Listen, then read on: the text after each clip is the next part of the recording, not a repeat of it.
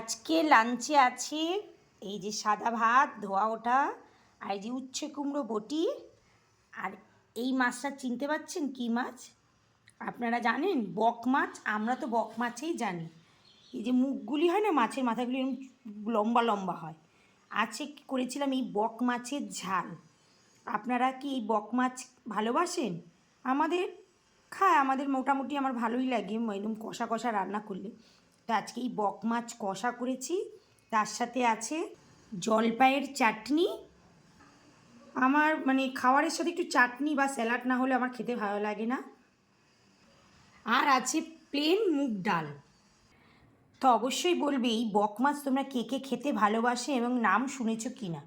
দেখেছো কি সুন্দর কষা কষা রান্না করেছি। তো ভিডিওটা ভালো লাগলে অবশ্যই লাইক করবে, আর তোমাদের আজকে লাঞ্চে কী কী করেছো অবশ্যই জানাবে। টাটা।